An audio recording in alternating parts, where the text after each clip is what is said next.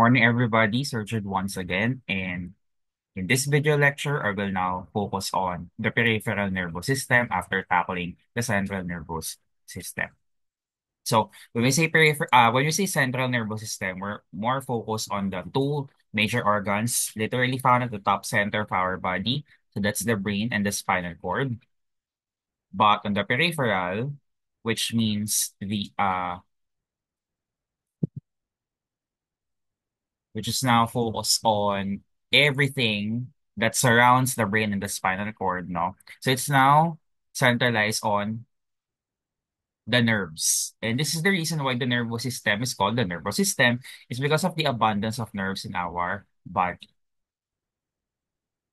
So what does the peripheral nervous system do? The peripheral nervous system connects the central nervous system to the body.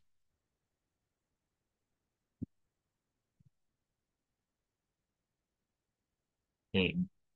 Now, we won't tackle each nerve in our body one by one. That's gonna take us a lot of years to finish, a lot of days or months of years to finish. I think I will leave that on your med school if you're planning to be a doctor or pursue any medicine related field someday, no? But focus tayo on the subdivisions of the peripheral nervous system. The first two of which are somatic and autonomic, not automatic. Ha! When we say somatic nervous system, it controls voluntary actions.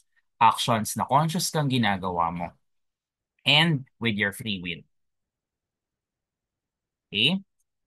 Now, for autonomic, it controls involuntary actions. Actions na di mo alam nangyayari na pala. Actions that sometimes you have no control of and nangyayari na.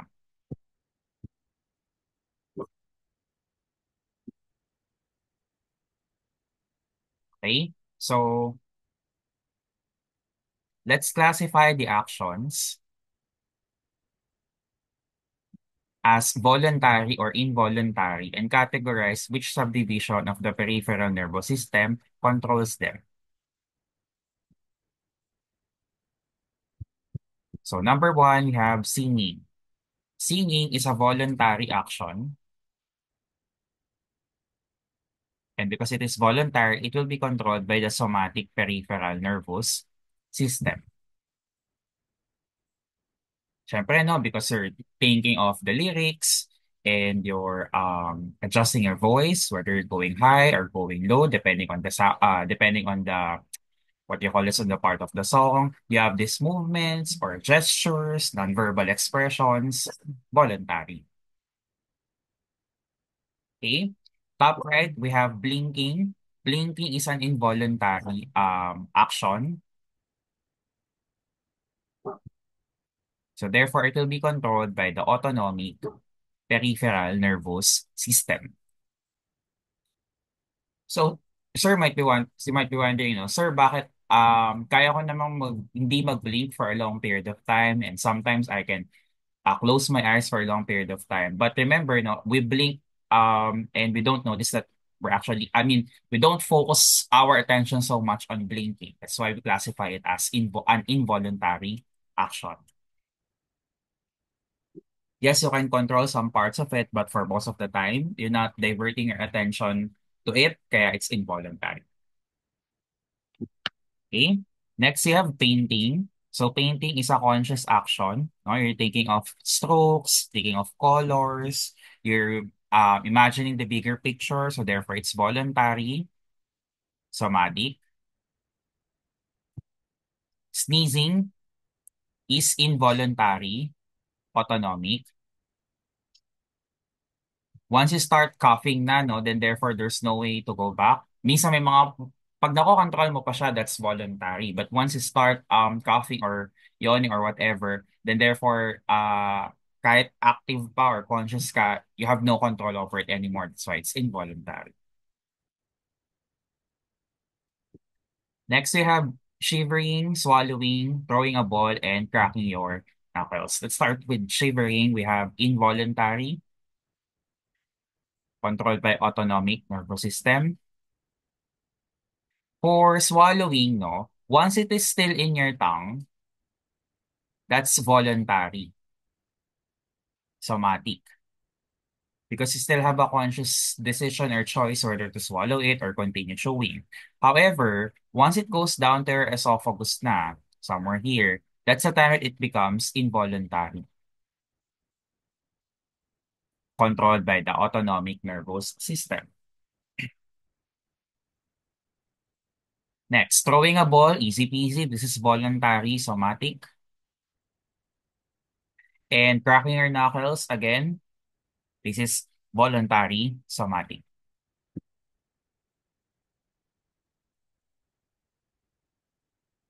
Now, these two subdivisions of the peripheral nervous system have their own subdivisions as well. But I'd like to start with somatic muna.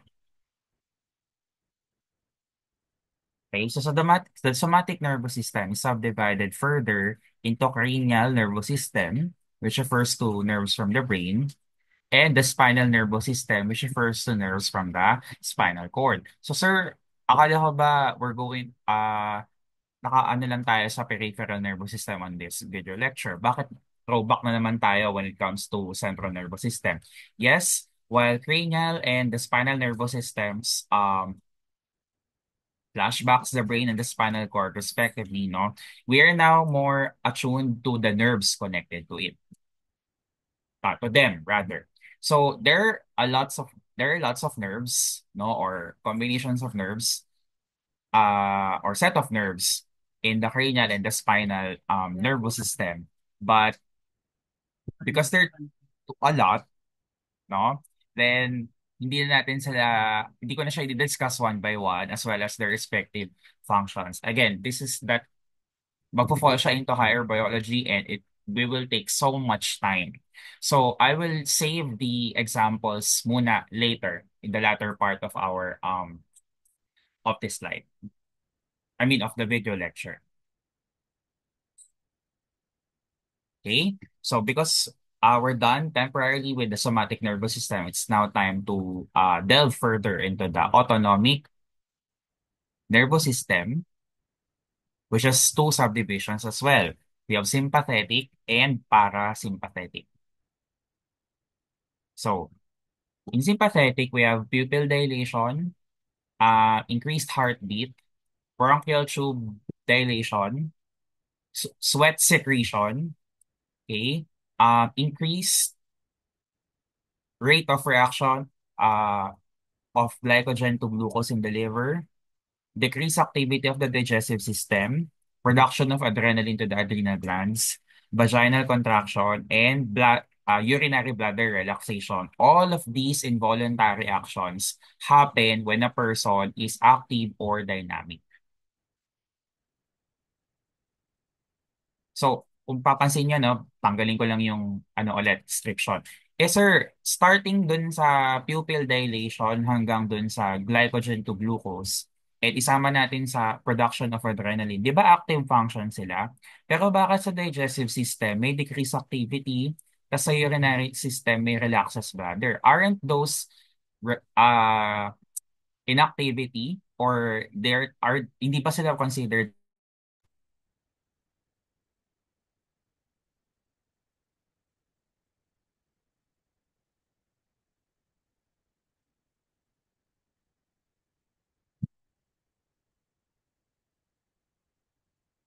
So I would say na kasama pa rin sila under sympathetic nervous system because not all the time, lahat ng organs sa katawan natin kailangan mag-function when we are active. There are some functions in our human body that needs to relax, no? But it's just that in the sympathetic nervous system, mas pag-active or dynamic ang isang tao, no? Pag strenuous sa kanya activities na ginagawa, most of the functions in his body are also active. Well, some or a few are inactive.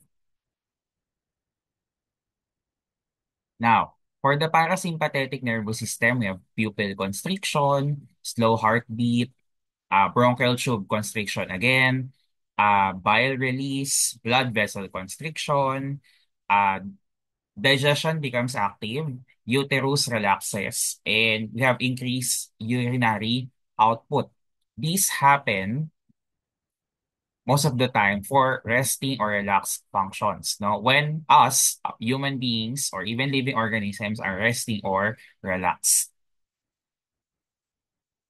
So magtataka na naman kayo. Pupil constriction down to bronchial tube constriction, at si blood vessel constriction, uh, uterus relaxation, puro yan relax, 'di ba? But on the other hand, you also have active digestion and increased urinary output. So just like what I mentioned kanina sa sympathetic nervous system, when our body relaxes, most of the functions in our body also relaxes. But there will be a few dedicated to, there will be a few organs or few activities that will be turned on. Okay? You cannot have all functions in your body turned on at the same time. You can't have all of them turned off at the same time. Kasi kung turned on lahat, mapapagod tayo, exhaustion. Kung turned off lahat, then therefore, wala nang process of energy build up for the next day. Okay? So here's what I mean. Let's say, for example, you're running. When you're running, your breathing intensifies, di ba? Mapagod ka. Your heartbeat accelerates, ang bilis ng tibok ng puso mo. Your sweat glands release sweat, pinagpapawisan ka. And the body expends your energy. So you're active, you're being pumped up, etc., etc. But your digestion becomes inactive. No, you cannot run at the same time. You cannot have your stomach or your intestines digesting food. So because all of these functions happen when you are active or dynamic, then therefore these involuntary actions are controlled by the sympathetic nervous system. Remember, ang tinutukoy ko active or dynamic is yung tao itself na tumatakbo. Okay? On the other hand, if you're sleeping, no, your breathing steadies, your heartbeat decelerates, but not to the point of dying, obviously. Your sweat glands become inactive unless sobrang init sa kwarto kung saan ka matutulog. Tapos, the body conserves your energy. You're too tired, you're too exhausted, or too fatigued. But at this point, digestion becomes active, no? This is the reason why sometimes after natin kumain, no, um, naantok tayo. And these happen when we are resting or relaxed. So therefore, these involuntary actions will be controlled by the parasympathetic nervous system.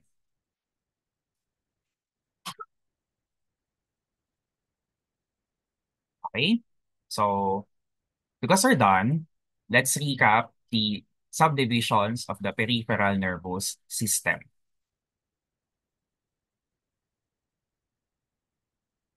So punta tayo sa central. The central is focused on the brain and the spinal cord.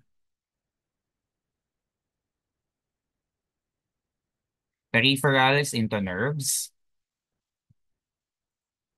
Under peripheral, we have somatic and autonomic. For somatic, controls voluntary actions. For autonomic, controls involuntary actions. For somatic, both cranial and spinal revolves around nerves. For cranial, nerves on the brain, while spinal, nerves on the spinal cord. Under autonomic, we have sympathetic and parasympathetic. For sympathetic, focus on active when the person is active, and parasympathetic for resting or relaxed functions. Now, our main end game for this lesson, peripheral nervous system, is to trace the divisions and subdivisions of the nervous system in each scenario. There are 5, so let's start with flexing biceps. Flexing the biceps tightens the muscles, bringing the forearm closer to the upper arm while curling or doing a bicep curl workout. The C5 or cervical nerve and C6 to C7 brachial plexus nerves in the spinal cord are responsible for this exercise. So, because focus tayo sa peripheral nervous system, then we will start with peripheral. Okay? So, flexing biceps is a voluntary action controlled by the somatic nervous system. Under somatic, mamimili tayo between cranial and spinal. And because C5 to C7 are nerves connected to the spinal cord. Then therefore, our final entry to our tracing is spinal. Kaya peripheral, somatic, spinal ang mga gumagana when we flex our biceps.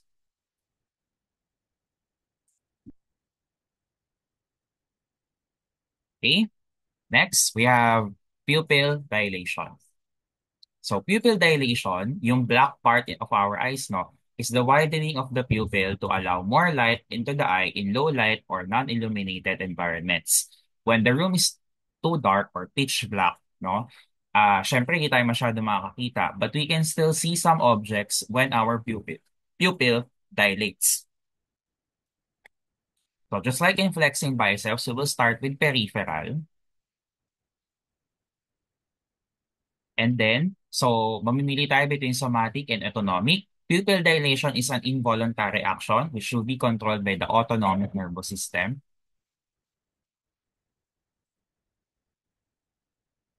And because the person will actively search in the dark, then therefore that person is acting or dynamic, then therefore pupil dilation will be controlled by the sympathetic nervous system.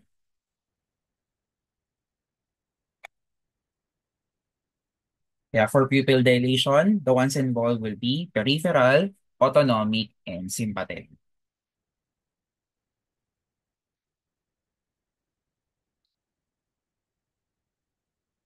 Number three, plantar flexion. So if you're ballet, no, or if you like tiptoeing, kung kaya ng toes ninyo, then good for you. Plantar flexion is bending the ankle joint and moving the foot lower the ground. The sacral nerves from the spinal cord govern the pelvic, bladder, and lower leg or foot motions to facilitate this ballet technique. So once again, we will start with peripheral.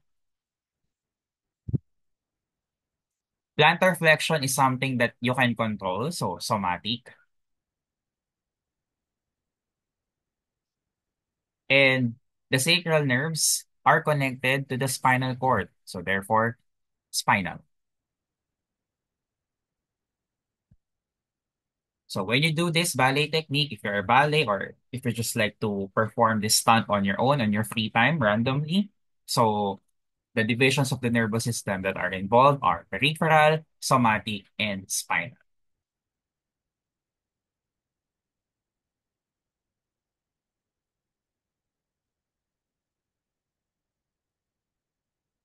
Second to the last example, exhalation or lung contraction.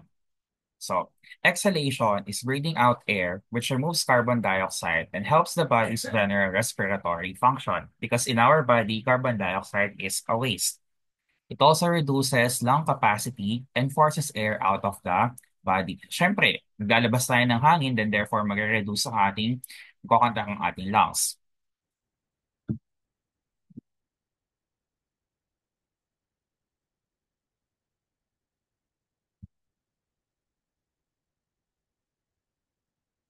Okay? So, again, start with peripheral. Because exhalation or breathing in general is an involuntary movement, therefore, it will be controlled by the autonomic nervous system. And lung contraction is happens when you are relaxed or resting. So therefore, this is parasympathetic.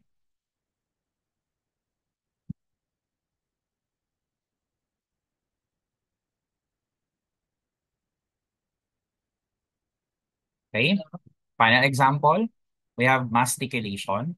So mastication is just the more sophisticated term for chewing.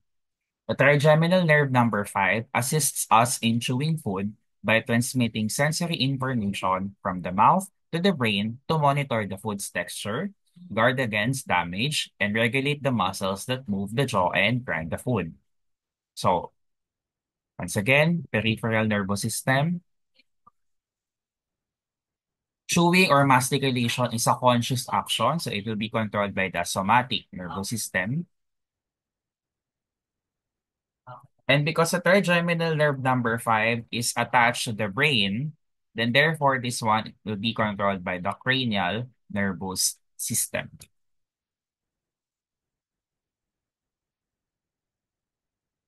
And just like that, we have just traced the divisions and subdivisions of the nervous system in each scenario in our human body. So I made the examples diverse, ano, meron tayong flexing biases na nakafocus sa muscular system, then pupil dilation nakafocus sa vision under nervous system, then plantar flexion, which is a combination of both skeletal and muscular, then exhalation or lung contraction, respiratory, and even circulatory. Tapos mastication or chewing, which is into the digestive system. So really, no, every movement in our body is coordinated and controlled by the nervous system. And just like that, we're done. And here are some of the wrap-up questions. I already answered some of these in the class, but just to give you questions to ponder on and reflect on your own, no? So number one, will our bodies normally function without the organ systems? Remember, we have 11. Number two, will our bodies normally function if one or more organ systems are missing? Number three, will our bodies normally function if each organ system is independent? Number four, what will happen to our body if there is no nervous system? Number five, is one nervous system enough or do you need more? Number six, is one brain enough or do you need more? And number seven, how will you protect your nervous system? Okay, so I know that our topic, the nervous system, is solely dedicated to the divisions and subdivisions of the nervous system. I think there are a lot that we weren't able to cover because that's not one of the competencies listed in our budget of work.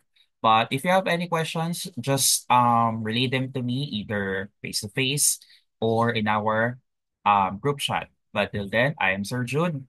Kompleto na ating video lectures for part 1 of the nervous system. Happy weekend. See you on Monday. Goodbye.